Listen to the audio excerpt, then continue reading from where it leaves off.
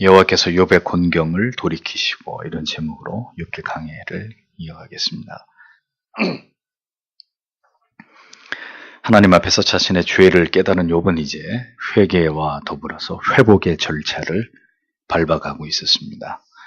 하나님께서는 욥의 세 친구들에게는 그들이 하나님에 관해서 올바른 지식을, 정당한 지식을 가지고 있지 않았다고, 또 그 지식에 근거한 말을 하지 않았다고 하나님이 그들을 정죄하시면서 많은 재물을 들여서 속죄를 명하셨고, 욥에게는 그들을 위해서 욥이 기도할 것을 명하셨습니다. 그리고 이 일은 성경에 여호와께서 기쁘시게 받으신 일이라고 기록하고 있습니다. 무엇을 기쁘게 받으셨다는 것이죠?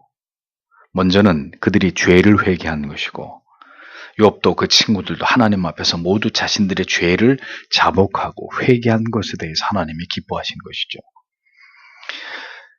모든 시대의 모든 하나님의 백성들 가운데 죄를 깨닫고 하나님 앞에 돌아오고 회개하는 자를 하나님은 기뻐하십니다. 반대로 죄 가운데 있으면서도 돌이키지 않고 회개하지 않는 자를 하나님은 미워하십니다. 언제나 하나님의 준엄하신 말씀 앞에서 성도는 드러난 죄를 신속하게 회개하는 그런 일을 절대로 가볍게 여겨서는 안 될 것입니다. 회개가 없는 회복은 존재하지 않습니다. 다음으로 기뻐하신 것이 뭐죠? 욥과 그 친구들과의 관계의 회복 때문이었습니다.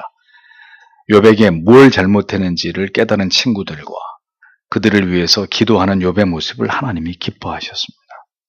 그러니까 성경이 가장 중요하게 여기는 계명, 성경 전체가 다 그 얘기를 하고 있는데 무엇입니까? 하나님 사랑과 이웃 사랑이잖아요. 주께서 원수까지도 사랑하라고 말씀하셨죠. 비록 자신을 정죄하고 저주했던 친구들에게 대해서 욥의 마음이 상하고 그들에 대한 분노가 있었을지라도 하나님 앞에서 드러난 자기의 죄를 깨달은 욥은 자기에게 그런 고통과 아픔을 준 친구들을 어떻게 해요? 용서하지 못했나요? 용서했습니다. 용서하지 않을 수 없었습니다.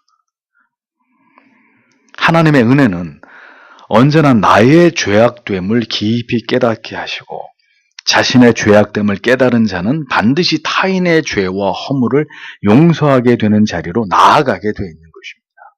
그것이 은혜가 주는 거룩한 영적인 연쇄 반응입니다. 자기의 죄를 깨닫지 못한 자, 결코 나에게 아픔과 상처를 준 사람을 용서할 수 없습니다. 그러므로 주께서는 우리에게 기도를 가르치시기를 우리가 우리에게 죄 지은 자를 사하여 준 것 같이 우리 죄를 사하여 주옵시고 라고 기도하라고 말씀하셨습니다. 자기의 죄악됨을 깊이 깨달은 자, 그는 타인의 허물과 죄에 대해서도 용서할 수 있는 마음을 가질 수밖에 없는 거예요. 용서의 기도는 이웃사랑의 대의를 실천하는 일에 있어서 매우 중요한 덕목입니다. 그렇기 때문에 은혜가 메마르면 우리 안에서 은혜가 메마르면 타인은 고사하고 내 자신조차도 용납이 되지 않는 일들이 일어나는 거예요.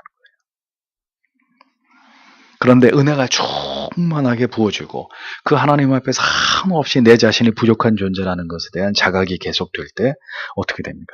자연히 내 자신이 회개의 자리로 나아갈 뿐만 아니라 심지어 나에게 상처를 준 사람들까지도 용납하고 그를 향해 손을 내밀고 용서할 수 있는 자리로까지 나아가게 되는 것입니다. 그것이 하나님의 은혜가 주시는 우리 안에서 일어나는 영적인 도미노 현상인 거예요. 하나님께서는 하나님의 백성들이 화목하고 서로 사랑하고 함께 한 마음으로 하나님을 경외하는 것을 가장 기뻐하십니다. 그래서 욥과 그 세 친구들의 죄도 깨닫게 했지만 그들의 화목을, 그들의 화합을 하나님이 주도하고 계시는 거죠. 욥과 친구들이 회개함으로 하나님과의 관계를 먼저 회복하고 그 다음은 그들의 관계 또한, 욥과 친구들의 관계 또한 회복되기를 하나님이 그들에게 요구하고 계셨다는 겁니다. 이 같은 이유로 세 친구들이 속죄 제사를 드릴 때 하나님께서는 그들을 위해서 다른 사람이 아니라 그들 자신이 자기를 위해서 기도하는 게 아니라 욥, 네가 그들을 위해서 기도하라고 명하고 계신 것을 볼 수 있는 것입니다. 성도 여러분, 깨어진 관계에서 필요한 게 뭘까요? 기도입니다. 기도. 그 깨어진 자들을 위해서 기도하고 다시 돌이킬 수 있기를 하나님께 소원하면서 기도하는 것을 하나님이 원하신다는 거죠. 자, 그럼 왜 이렇게 관계를 회복하는 일이 이렇게 중요한 것이냐? 10절을 보십시오. 그리고 여호와께서 욥의 사로잡힘을 돌아오게 하셨다. 그가 그의 친구를 위하여 기도함에 있어서. 그리고 여호와께서 욥에게 있는 모든 것을 2배로 더하셨다. 이렇게 기록되어 있습니다. 원문에는 욥이 당한 공경을 공경이라고 한글 성경에는 되어 있는데 이게 사로잡힘이라고 표현되어 있습니다. 그러니까 욥의 고통을 마치 전쟁에서 패배해서 사로잡혀 있는 포로와 같은 이런 모습으로 성경은 묘사하고 있는 겁니다. 그러니까 이게 무슨 뜻이냐? 모든 고통은 죄의 사로잡힘이고 마귀의 사로잡힘이고 또 다른 차원에서 볼 때는 하나님의 주권과 섭리의 사로잡힘이라는 거죠. 그게 고난의 정입니다. 고통의 정입니다. 고통은 죄를 통해서 오기도 하고 마귀를 통해서 오기도 하고 그것이 아니면 하나님의 놀라운 어떤 주권적인 섭리 때문에 우리에게 고통이 찾아오기도 한다는 거죠. 그렇게 사로잡히게 하시는 분도 하나님이고 그것을 풀어주시는 분도 하나님이시라는 거예요. 모든 것은 하나님의 주권 속에 달려있다는 것입니다. 매고 풀고 가고 서고 있게 하시고 없게 하시고 형통한 날도 주시고 곤고한 날도 주시는 이 모든 게 하나님의 손에 달려있는 것이라는 거예요. 인생은 자꾸 이 사실을 깨닫지 못하고 자기의 힘으로 자신의 인생을 자꾸 자기 힘으로 좌지우지하려고 합니다. 어리석은 일입니다. 도대체 얼마나 더 고난을 당해야 우리가 이 진리를 깨닫게 되겠습니까? 하나님께서는 이제 욥을 그 모든 공경에서 그 사로잡힘에서 돌아오게 하시고자 했습니다. 그런데 그 일을 위해서는 하나님께서 욥에게 먼저 요구하신 일이 있습니다. 그게 뭡니까? 욥이 그 벗들을 위하여 빌매라고 기록되어 있습니다. 하나님께서 욥을 그 모든 고통에서 완전히 놓아주심에 있어서 전제가 되는 것은 먼저 욥의 진실된 회개였고 하나님의 그 긴 변론을 들으면서 그가 회개하는 게 먼저였고 그 다음은 그가 친구들을 위해서 기도하는 일이었다는 것입니다. 그것이 순서였다는 거예요. 회복의 순서. 하나님이 욥을 회복시키시고 그에게 복을 주시고자 할 때 욥의 마음 가운데서 먼저 행하신 것은 이제 그만 자신을 정죄하고 비난하고 저주했던 그 친구들을 마음으로부터 용서하고 그들의 영혼을 위해서 진실되게 기도하게 하신 것이었습니다. 욥이 자신의 죄를 깨닫지 못했다면 그래서 하나님 앞에 겸비해질 수 없었다면 그는 절대로 그 친구들을 쉽게 용서하지 못했을 것이고 그들을 위해서 기도하라는 하나님의 말씀에도 대항하고 불순종했을지 모릅니다. 그러나 욥의 마음은 자신의 무지와 어리석음을 깨달아서 지극히 낮추어져 있었고 친구들을 위해서 기도하라는 하나님의 말씀에 전적으로 복종할 수밖에 없는 그의 마음은 그렇게 온유한 상태로 변화되어 있었던 것이죠. 그는 친구들의 영혼을 위해서 간절히 기도했고 하나님은 그 같은 욥의 모습을 매우 기뻐하셨다는 것입니다. 오늘도 나에게 상처를 준 사람, 나를 아프게 한 사람, 나를 분노하게 만든 그 사람, 그를 위해서 기도할 마음을 주시기를 여러분 하나님 앞에 기도하셔야 합니다. 나를 아프게 한 자들을 위해서 기도하시는 것은 나에게 더 큰 은혜를 주시기 위한 하나님이 행하시는 어떤 놀라운 일의 시작이라는 거예요. 시작. 하나님께서는 내가 하나님께 하고 싶은 기도가 아니라 내가 하나님께 드리기를 원하는 기도를 하나님께 드리기를 하나님이 원하십니다. 하나님이 그것을 기뻐하십니다. 기뻐하실 뿐 아니라 그 모습으로 인해서 마침내 하나님께서는 우리에게 묶여있던 어떤 문제를 풀어주시고 다시 회복시켜주시는 이런 놀라운 일들을 준비해 놓고 계시는 거죠. 친구들을 위해 기도하는 욥. 하나님께서는 욥을 그렇게 만드셨고 그가 이렇게 순종할 때 마침내 하나님께서는 그를 모든 고통의 족쇄에서 벗어나게 하셨고 그 괴로움의 오랜 묶임으로부터 하나님이 그를 놓아지게, 노임을 없게 하셨습니다. 뿐만 아니라 이제 욥을 완전히 회복시키셔서 성경에 이전보다 그의 소유를 갑절이나 더하게 하시는 은혜를 베풀어 주셨다고 기록하고 있습니다. 욥에 대한 설교를 많이 들으셨을 겁니다. 그런데 늘 이 부분에서 우리가 많이 듣게 되는 설교는 이거죠. 욥의 고난 가운데 하나님을 원망하지 않아가지고 결국은 갑절로 복을 받았대. 갑절로 복을 받았대. 자, 이런 주장은 사실은 성경이 말씀하려고 하는 바와 많이 벗어난 주장입니다. 욥은 자신의 허물과 무지와 죄가 무엇인지를 하나님의 긴 변론을 통해 처절하게 깨달았습니다. 얼마나 자신이 오만했고 교만했고 하나님을 아는 지식에 있어서 졸하고 그로 인해서 얼마나 많은 죄를 자기 입술과 마음과 생각으로 범했는지를 그는 깨달았습니다. 그리고 그렇게 낮아진 마음으로 자신에게 참으로 고통스러운 상처를 준 친구들을 기꺼이 용서하고 마음을 다해서 그들을 위해서 도구했습니다. 그에게 내린 하나님의 축복은 이 모든 하나님의 섭리와 역사와 그리고 하나님의 명령과 요청에 순종해서 행한 욥을 하나님이 다시 회복시키신 증거이고 표징이었습니다. 모든 고난과 시련과 연단을 통과해서 자기의 무지와 죄를 깨닫고 회개함으로 더 성숙한, 이전보다 더 성숙한 믿음을 가진 자에게 주시는 하나님의 은총이었던 거죠. 하나님은 오늘도 하나님을 경외하는 자들에게 좋은 것을 주고자 하십니다. 그러나 그것을 주시기 전에 하나님은 먼저 그를 다듬으십니다.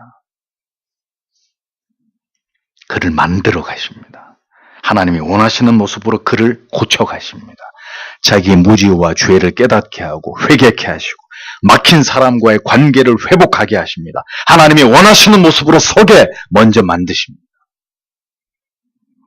그리고 그 모든 일들이 한 영혼 가운데 아름답게 이루어졌을 때 마침내 하나님께서는 다시 그를 회복시키시고 하나님의 복되신 은총을 경험하면서 그로 하여금 기뻐하고 이렇게 자기 인생에 이런 모든 일들을 행하신 하나님 앞에 감사하고 감격하게 만드신 하나님은 그런 아버지시라는 거죠. 욥에게 주시는 회복의 은총은 계속되고 있었습니다. 11절을 보십시오. 그리고 그의 모든 형제들과 그의 모든 자매들과 이전에 그가 알던 모든 자들이 돌아왔다. 그리고 그들이 그의 집에서 그와 함께 떡을 먹었다. 그리고 그들이 그를 위하여 슬퍼하였다. 그리고 그들이 위로하였다. 여호와께서 그에게 가져오신 모든 재앙에 대하여.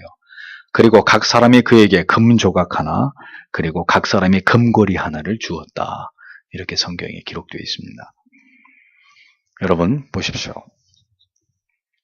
어떤 사람에게 힘이 있고 능력이, 권력이 있고 부가 있을 때는 어떻게 됩니까? 그 집에 문턱이 닳도록 많은 사람들이 그 집을 드나듭니다.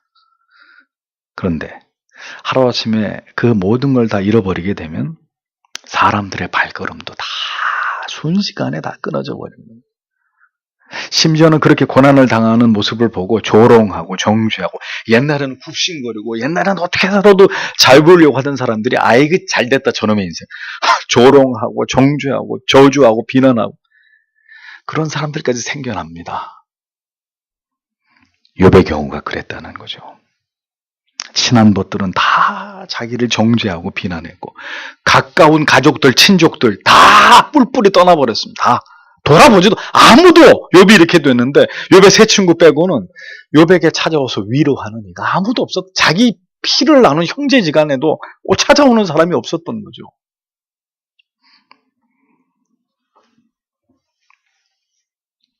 그래서 사람이 고난을 당하게 되면 창졸간에 고통을 당하게 되면 큰 어떤 어려움을 겪게 되면 처음에는 어떻게 돼요? 분노와 증오심, 미움으로 엄청 괴로움을 당합니다.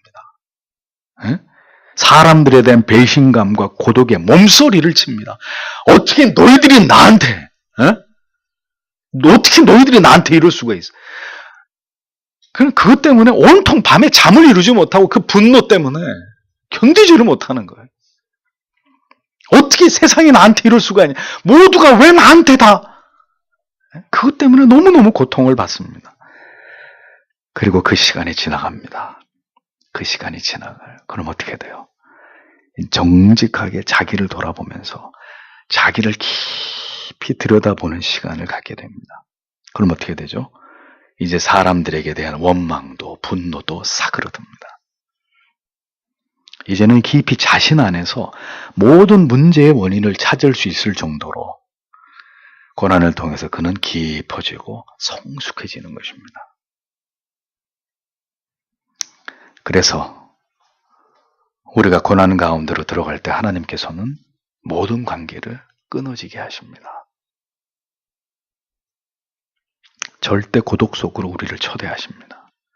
돈도, 명예도, 사람도, 사랑했던 모든 가치들로부터 철저하게 멀어지게 만드십니다. 아무도 의지하지 못하도록, 그 누구도 바라보지 못하도록 하나님께서 완전한 고립 속으로 때로 하나님의 자녀들을 이끌기도 하십니다. 욥이 바로 그 장본인이었던 거죠. 그런데 그런 일이 우리의 생애 속에서도 일어날 수 있습니다. 하나님이 여러분을 특별히 만지려고 하실 때. 욥의 고난이 모두 지나갔습니다. 그러자 고난 중에는 찾지도 않았던 그의 친족들이 그에게 찾아왔습니다. 위로하다라는 말에는 후회하다라는 의미가 담겨져 있습니다. 그러니까 그들은 욥에게 늦었지만 욥에게 찾아와서 그가 이렇게 하나님께 고난을 당하고 있을 때 그들이 찾아와서 위로하고 함께 슬퍼하지 못한 것을 후회하면서 뒤늦었지만 욥에게 위로를 전하고 있었다는 이야기입니다. 그런데 주의 깊게 보십시오. 성경은 여기서 욥이 당한 모든 고난이 뭐예요? 여호와께서 그에게 내린 모든 재앙이라고 기록하고 있다는 점이죠. 그렇습니다. 모든 것을 하루아침에 다 잃어버리게도 하시고 떠나고 멀어졌던 것들이 다시 돌아오게 하시는 분도 하나님이십니다. 모든 것은 하나님께서 우리를 위해 그렇게 하시는 것입니다. 그래서 아무도 원망하거나 누구에게도 여러분 섭섭해할 필요가 없습니다. 아까 얘기한 대로 불신자들은 그래요. 불신자들은 하루아침에 그렇게 되면 다 죽일 놈이 되는 거예요. 너희들이 나한테 이럴 수 있는데 신자인 우리는 누구도 원망할 필요도 없고 누구도 섭섭해할 필요가 없어요. 왜? 하나님이 나를 지금 이렇게 만드신 거니까. 우리가 고독해야 된다면 고독해야 되는 이유가 있는 것입니다. 까닭 없이 그래. 하나님이 왜 나한테? 욥도 그걸 몰랐기 때문에 계속 그 얘기한 거야. 왜 저한테 이러시는 거냐? 우리가 고난과 고통을 당해야만 한다면 우리를 그 가운데 두시는 우리가 알지 못하는 하나님의 선하신 뜻이 있는 것입니다. 성도 여러분 잊지 마십시오. 하나님은 우리에게 평화와 화평만 주시는 분이 절대 아니십니다. 때로는 우리의 삶에 재앙 같은 괴로움도 고통도 견디기 있는 슬픔도 배신도 고독도 경험하게 하시는 아버지십니다. 우리는 욥기를 통해서 이 진리를 믿고 받아들여야만 합니다. 어찌됐든 욥에게 다시 돌아온 친족들은 분명히 하나는 이제 알고 있습니다. 뭘요? 욥이 당한 괴로움과 고통이 그 자신의 무슨 죄나 그 자신이 무슨 저주받을 짓을 했기 때문이 아니라 하나님이 어떤 뜻 가운데 그에게 주신 고난이었다는 것을. 그들은 욥과의 관계를 다시 회복하기를 원했습니다. 보십시오. 욥이 하나님과의 관계가 회복되니까 자기의 발로들 와가지고 미안했다고. 우리가 자네가 이렇게 힘든 일을 당하는데 와서 위로도 못하고 참 죽을 죄를 지었네. 미안하네. 그런 하나님이 어찌됐든 이렇게 아름답게 선하게 하시지 않았나? 자기들 발로 와서 욥과 관계를 다시 회복하기를 원하고 있었습니다. 그래서 그 마음을 담아서 고대에 매우 귀한 금조각, 금고리 이런 것들을 욥에게 선물로 주면서 그의 어떤 재산적인 회복을 돕는 일에 일조를 했던 것을 보게 되는 거죠. 멀어졌던 친척들이 이렇게 다시 욥에게 찾아오게 된 것 또한 하나님이 욥을 회복시키시는 한 모습이었다는 겁니다. 보십시오. 돈도 명예도 사람도 멀어지게도 하시고 때가 되면 다시 가까이 다가오게도 하시는 하나님이시다라는 거죠. 그렇게 하나님께서는 오늘도 우리의 모든 환경을 사용하셔서 우리를 빚어가시고 우리로 하여금 하나님을 더 깊이 알고 하나님께로 다가오도록 역사하고 계십니다. 그래서 모든 것이 더해질 때는, 모든 것이 사라질 때는 성도 여러분 절대로 당황하거나 낭망하지 마세요. 뭐가 막 원하지도 않았는데 뭐가 막 많이 생겨요. 모든 일이 막 잘 돼. 반대로 하루아침에 엄청난 손실이, 어떤 사건이 벌어지고 어떤 낭패를 당하게 되는 이런 일이 생긴다 할지라도 당황하거나 낙심하지 말라고요. 왜? 우리는 여전히 하나님의 손 위에 있기 때문에. 여전히. 그럼에도 불구하고 우리는 여전히 그 하나님의 손 안에 있는 자들이기 때문에. 그래서 그 변해가는 환경 속에서 잘 되든 잘못되든 그 급변하는 상황 속에서도 뭘 하면 되는 거예요? 똑바로 하나님만을 응시하면 되는 거예요. 어느 날 견고했던 둥지가 막 허물어지기 시작해. 예? 이게 막 그 견고했던 둥지의 그 나뭇가지들이 막 해체되기 시작하면서 지극히 불안정한 그런 둥지가 되어버려. 막 구멍이 숭숭 뚫리고. 예. 그렇게 되면 이제 독수리 새끼들은 뭘 준비해야 되죠? 날 준비를 해야 되는, 날 준비를. 왜? 누가 그렇게 만든 거예요? 어미가. 그러면 니들이 계속 이 둥지 안에만 있을 줄 알았냐? 이젠 날아야 돼. 나는 연습을 해야 돼.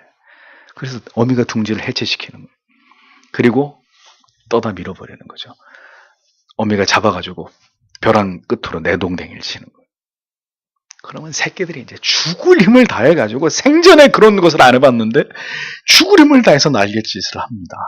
그러면서 날개에 힘 있는 근육이 붙기 시작하고, 그래가지고 처음부터 날지 못하죠. 계속 추락합니다. 그러면 바위에 떨어져서 박살이 나기 전에 어미가 탁 채서 또 올라갑니다. 그리고 또 불안한 둥지에다가 놔둡니다. 좀 이제 쉬고, 숨을 몰아쉬고 이제 좀 살만해졌으면 다시 또 수없이 그걸 반복하다가 마침내는 비바람이 치는 밤하늘에도 비행할 수 있는 이 조류의 왕으로 등극이 되는 거죠. 독수리 새끼가.